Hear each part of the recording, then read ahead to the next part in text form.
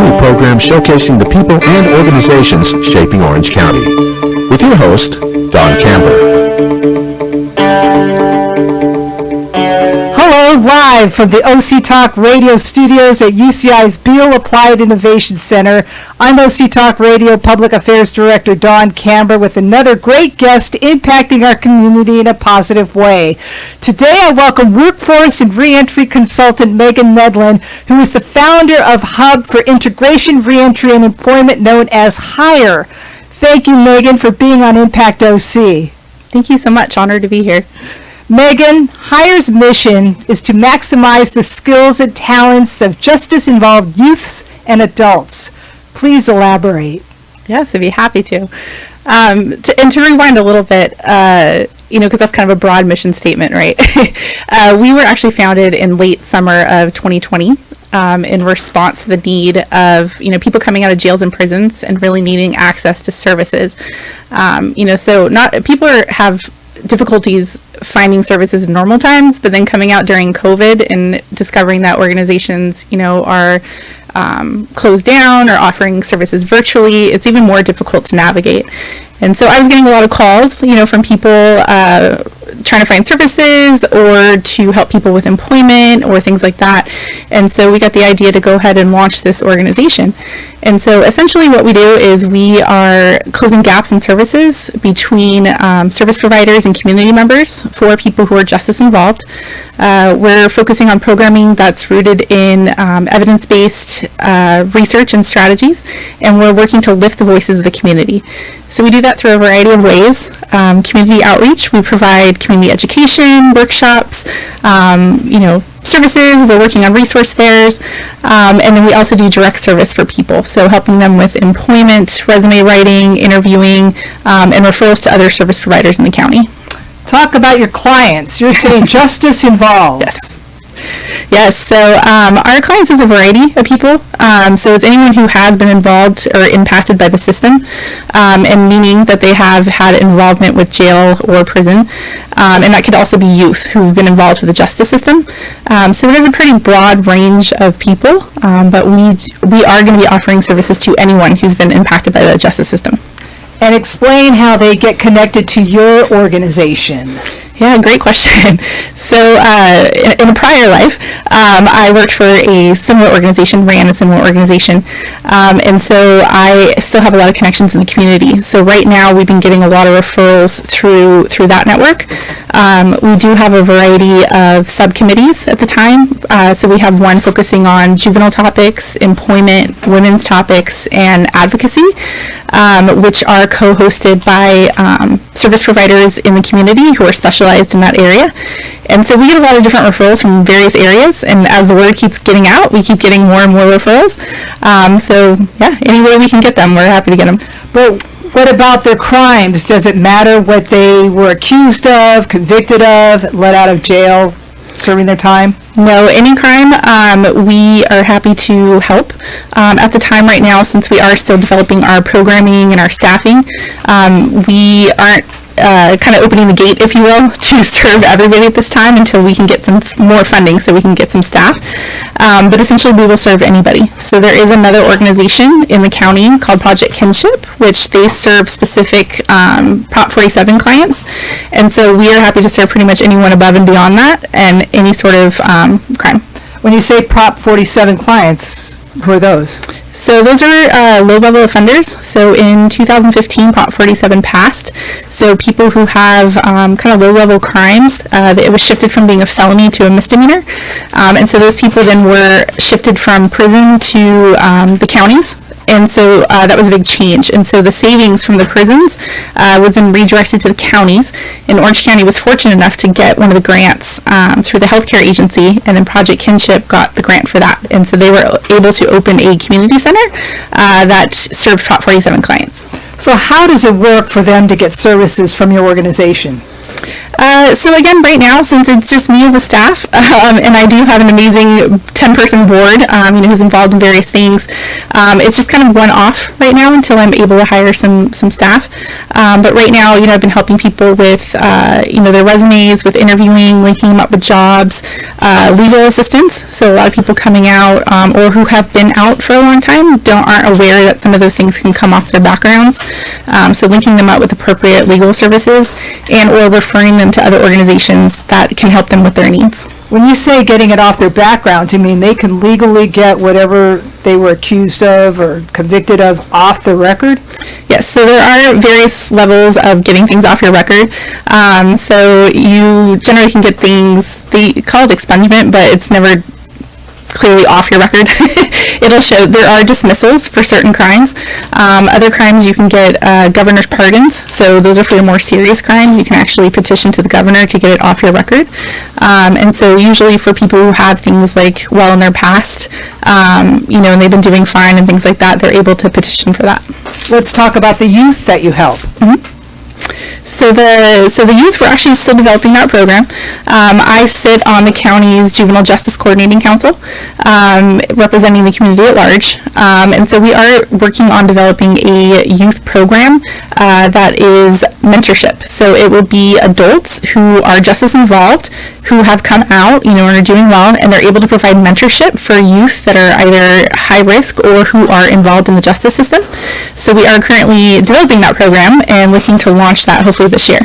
What do you foresee happening with that program? And let's talk about the justice-involved youth. What did they do that would enable them to get some of your services? Yeah, so great question. And that's kind of a complicated answer right now too, because there is a new bill at SB 823, which is changing the laws on juvenile justice, and so that is also redirecting people who were formerly, in the youth justice camps and things like that to different services. And so we are trying to get in the ground floor to see how we can really provide the best services for those youth. So as a county, there is a ad hoc committee that is working on that, as well as some various subcommittees.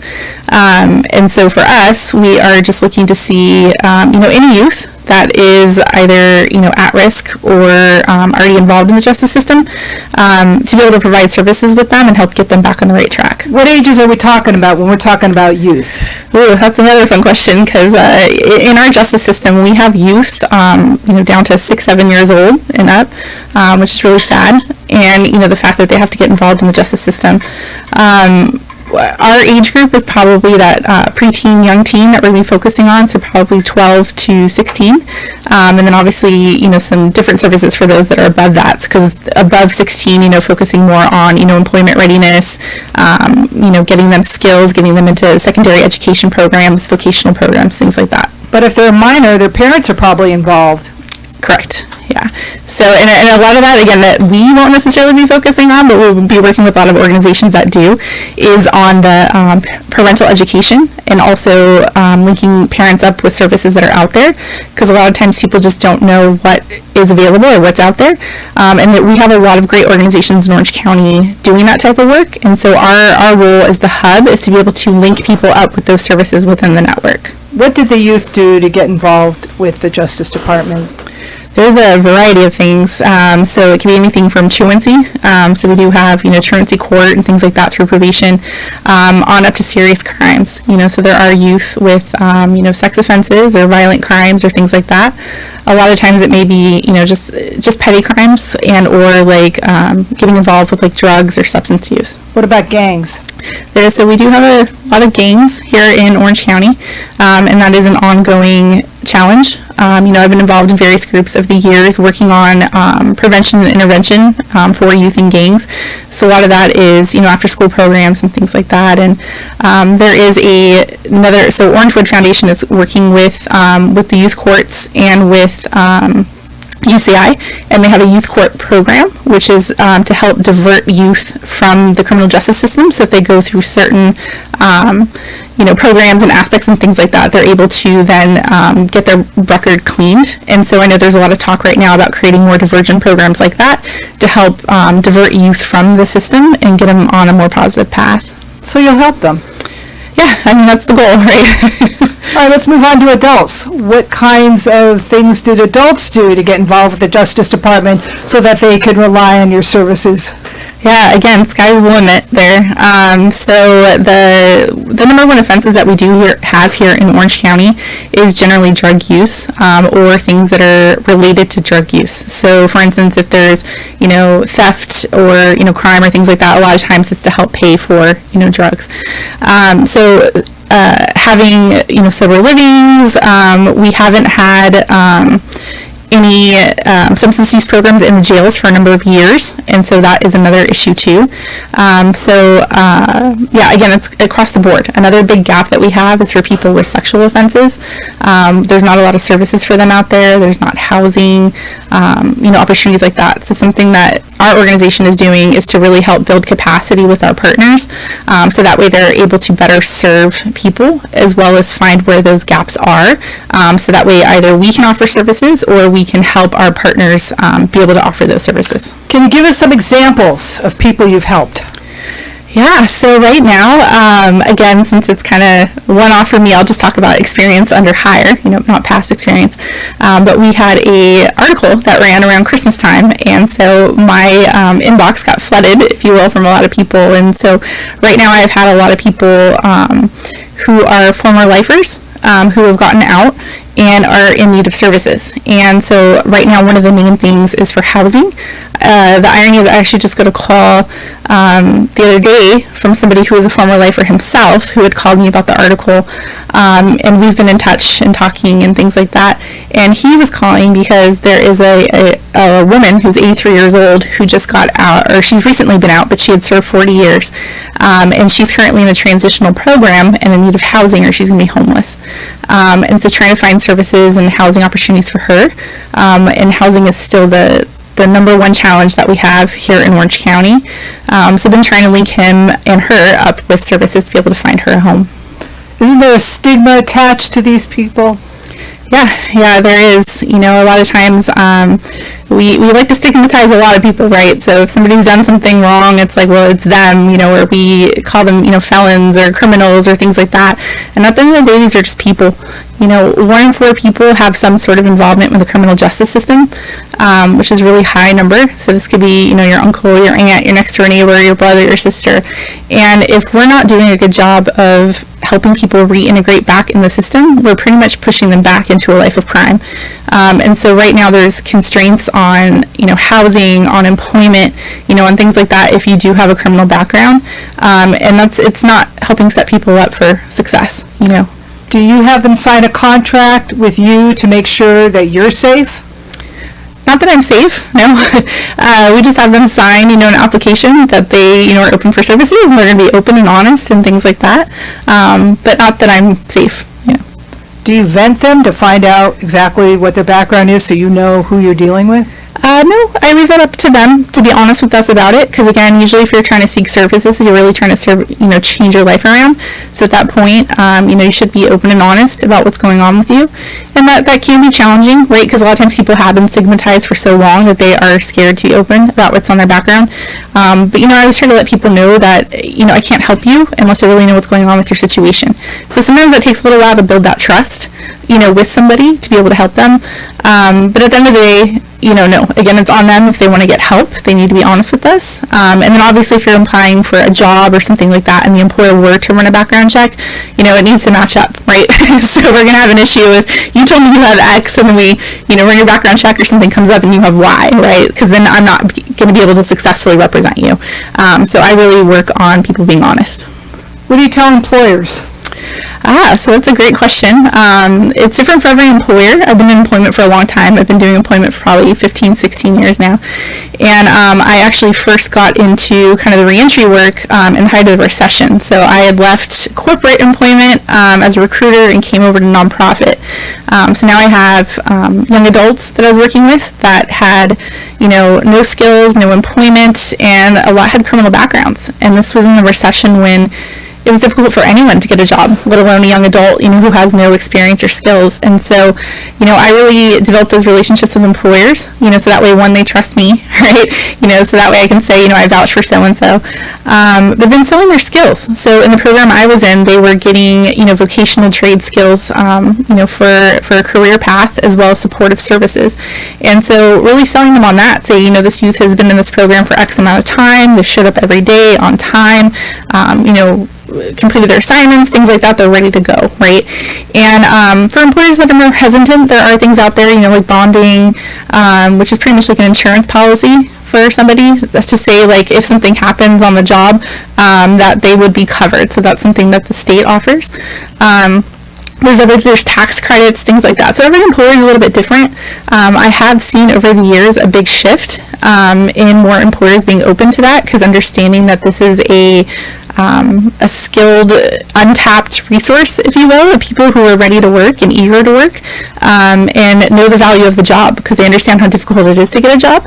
And so a lot of times it's just getting the employer to take that chance. And then once they do, generally they're, pretty pleased. Would you find that there's many clients who are afraid to apply for work because there's often a question asking about their background? Yes, and actually the question has been eliminated off of applications. That was part of Ban the Box 2018, I forget what year it was. And so that way employers can't upfront ask about if you have a criminal background, because that was screening people out right out the gate. So now an employer can ask the question, but prior to offer of employment, that they can run a background check, and then that gives the person a chance to be, open and honest about it. But historically, in my experience, people either lied or they just didn't apply for the job. And, 9 times out of 10, if you lie, that's probably going to get found out and you're going to lose the job anyways.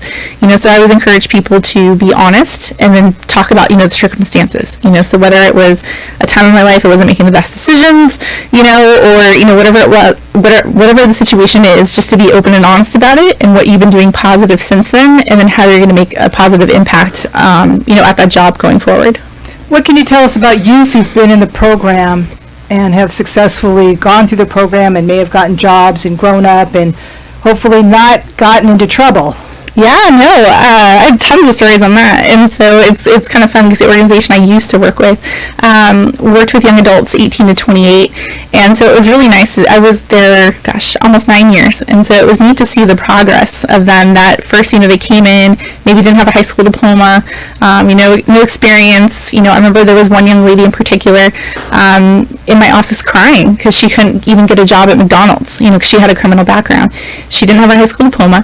I ended up getting her a job as an internship, with a large healthcare provider here in Orange County, and she ended up getting hired. And in her tenure there, she got her diploma, she got her AA, and she got her bachelor's degree. And she's actually now a supervisor of one of the departments, and doing quite well. And so it's always nice to see those stories, or when they come back, with their kids, or about a house, or about a car, or things like that, just because somebody took a chance on them and believed in them. How is your program funded? So OC-H.I.R.E currently, we are looking for funding. Right now we've gotten a lot of private donations from people.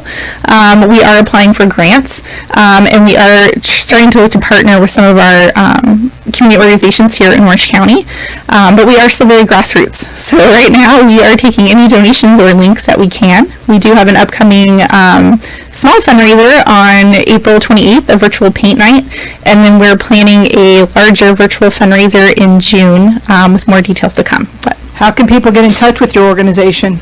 Yeah, so you can check out our website, which is under construction. I will caveat that, but it is OC.org. Say that again, please. OC.org. And can volunteers get involved with your organization to help you out? Yes, we do have a pool of volunteers currently, whether it's skilled volunteers. So I was actually in touch with someone today to help us with our website, as well as general volunteers. So if people want to help us with social media, administrative, reaching out to people, things like that, we're happy to have them. And then as we start growing services, if you have a professional skill that you can offer to teach a workshop to clients, or to mentor, help them, or things like that, we would love for people to get involved as well. What do you want people to know about people who've been involved with the justice system and are no longer with the justice system and then want to have a life like you and I? That they're people, I think that's the biggest thing. I've gotten so many thank yous over the years for people just thanking me for treating them like a person, and it breaks my heart because they're people. Megan, how do you want to be perceived? Gosh, that's a loaded question, right? I don't know. As somebody really who's out there doing good work and helping people to succeed. Thank you, workforce and reentry consultant Megan Medlin, who is the founder of Hub for Integration, Reentry and Employment, known as H.I.R.E, for being on Impact OC. And I thank everyone for tuning in. I'm OC Talk Radio Public Affairs Director Dawn Camber. Have an impactful day. You've been listening to Impact OC, the only program showcasing the people and organizations shaping our community. Right here on Orange County's only community radio station, OC Talk Radio.